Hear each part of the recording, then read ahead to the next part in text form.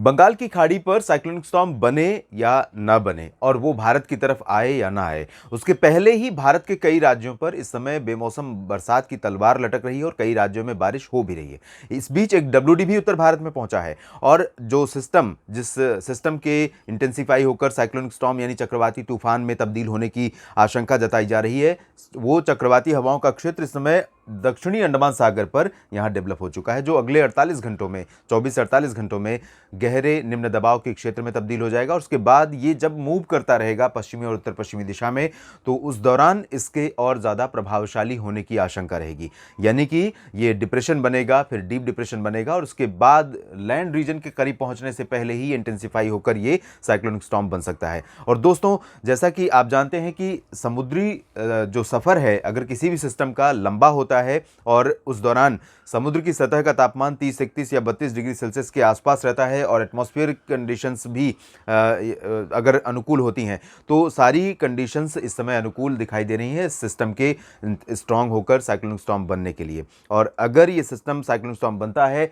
भारत के पूर्वी तटों की तरफ आता है, जाहिर है कि आंध्र प्रदेश, तमिलनाडु, तेलंगाना, कर्नाटक के कुछ इलाके, महाराष्ट्र, छत्तीसगढ़, उड़ीसा, मध्य प्रदेश, यहाँ तक कि कई बार गुजरात, राजस्थान और बिहार, झारखंड, यूपी तक प्रभावित होते हैं। और कई बार इन सिस्टमों का असर, पिछला सिस्टम था जिसने अक्टूबर की शुरुआत में दिल्ली और हरियाणा, पंजाब में तमाम इलाकों में, तमाम राज्यों में तबाही मचा रखी थी और लगातार बारिश हो रही थी।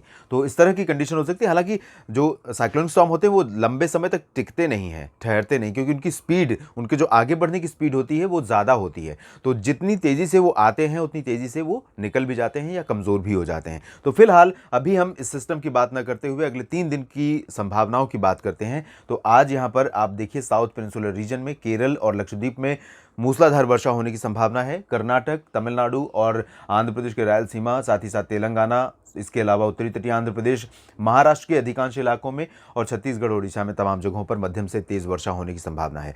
इसके अलावा झारखंड में भी कई जगहों पर बारिश होगी और पश्चिम बंगाल के जो पश्चिमी इलाके हैं, झारखंड से सटे हुए, इन भागों में भी कुछ स्थानों पर वर्षा हो सकती है। पूर्वोत्तर भारत में बारिश की गतिविधियां बहुत कम हो गई हैं, लेकिन नागालैंड, मणिपुर, मिजोरम, इन 3 राज्यों में लगातार बारिश का सिलसिला बना हुआ है। त्रिपुरा में भी कभी कभी बारिश का स्पेल आ रहा है, कभी जा रहा है। मेघालय में भी इसी तरह कंडीशन देखने को मिल रही है और अरुणाचल में कुछ इलाकों में वर्षा हो सकती है।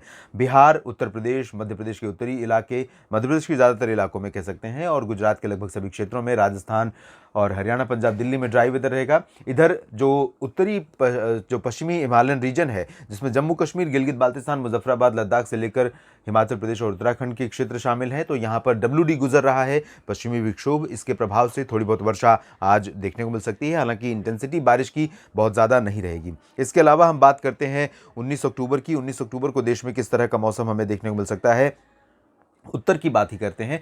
तो यहाँ पर जो आज डब्ल्यूडी आ रहा है, इसका असर अगले 3 दिनों तक रहने की संभावना है। तो यहाँ पर थोड़ा सा प्रभाव बारिश का कल बढ़ सकता है और कल बढ़ने की वजह से गिलगित बाल्तिस्तान में कुछ स्थानों पर मॉडरेट स्पेल हो सकती हैं। जम्मू कश्मीर, हिमाचल और हिमाचल के उत्तरी इलाकों और लद्दाख में कुछ स्थानों पर ठीक ठाक स्पेल, लाइट शावर्स का देखने को मिल सकता है। कहीं स्नोफॉल भी हायर रीचेज पर शुरू हो सकता है। इसके अलावा उत्तराखंड में बादल रहेंगे और थोड़ी बहुत बूंदाबांदी, हल्की वर्षा हो सकती है, जबकि पंजाब, हरियाणा, दिल्ली और राजस्थान, उत्तर प्रदेश, मध्य प्रदेश, गुजरात, इन सभी क्षेत्रों में और बिहार तक ड्राई वेदर ही रहेगा। हवाओं का थोड़ा सा रुख बदल रहा है उत्तर भारत के मैदानी इलाकों में, और कुछ इलाकों पर हवाओं का रुख बदलते ही सुबह के समय धुंध, और जो दिन में भी ब्राइट सन देख रहे थे आप, वो बदल जाएगा। ब्राइट सनशाइन से सिचुएशन चेंज हो जाएगी, थोड़ी सी धुंधली धूप रहेगी और सुबह के समय पोल्यूशन दिल्ली एनसीआर में बढ़ सकता है।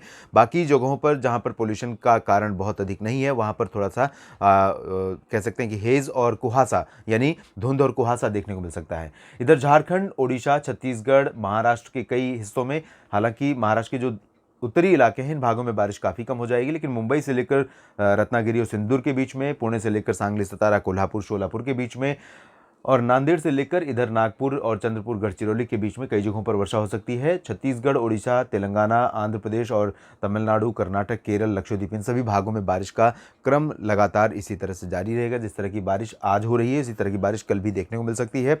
थोड़ी बहुत इंटेंसिटी कम हो जाएगी। इसके बाद बात करते हैं 20 अक्टूबर की। 20 अक्टूबर को आप देख सकते हैं यहाँ पर 20 अक्टूबर को इस डब्ल्यूडी का असर, जो आज अभी प्रभावित कर रहा है, इसका असर आज से 20 अक्टूबर को काफ़ी ज़्यादा बढ़ जाएगा। तो जम्मू कश्मीर, हिमाचल प्रदेश के ऊंचाई वाले रीजन्स में कुछ स्थानों पर स्नोफॉल के चांसेस रहेंगे और कुछ इलाकों में, निचले इलाकों में जम्मू, कटरा, उधमपुर से लेकर इधर शिमला और आसपास के चंबा, ऊना, इन भागों में कुछ स्थानों पर वर्षा हो सकती है। लाहौल स्पीति, कुल्लू मनाली और श्रीनगर, गुलमर्ग, कुलगाम, काजीगुंड, पहलगाम समेत जो उत्तरी घाटी वाले क्षेत्र हैं, इन दोनों क्षेत्रों के जम्मू केंद्र शासित प्रदेश जम्मू कश्मीर और हिमाचल प्रदेश के, तो यहाँ पर थोड़ी बहुत बर्फबारी दर्ज की जा सकती है। गिलगित बाल्टिस्तान, मुजफ्फराबाद से लेकर लद्दाख के बीच में भी बादल रहेंगे और बारिश की गतिविधियां रुक रुक कर देखने को मिल सकती है। उत्तराखंड में उत्तरकाशी से लेकर मसूरी के बीच में कहीं कहीं पर लाइट रेन के चांसेस हैं। पंजाब में जालंधर, पठानकोट और अमृतसर, तरन तारण, ये जो उत्तर पश्चिमी इलाका है, उत्तर से लेकर पश्चिमी इलाका, इन भागों में बादल आ सकते हैं और थोड़ी बहुत वर्षा के लिए हम रूल आउट नहीं कर सकते, यानी इनकार नहीं कर सकते।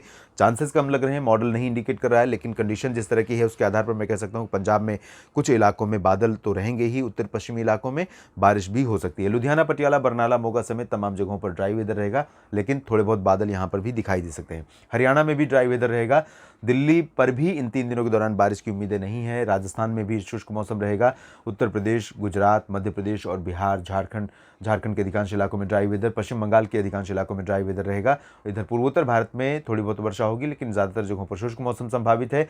मेन बारिश होगी केरल और लक्षद्वीप में, कर्नाटक में और कोस्टल महाराष्ट्र में, यानी कोंकण, गोवा और इससे सटे हुए मध्य महाराष्ट्र के रीजन में। मुंबई भी प्रभावित होती रहेगी और पुणे, सांगली, सतारा, कोल्हापुर में भी बारिश की गतिविधियां बनी रहेंगी।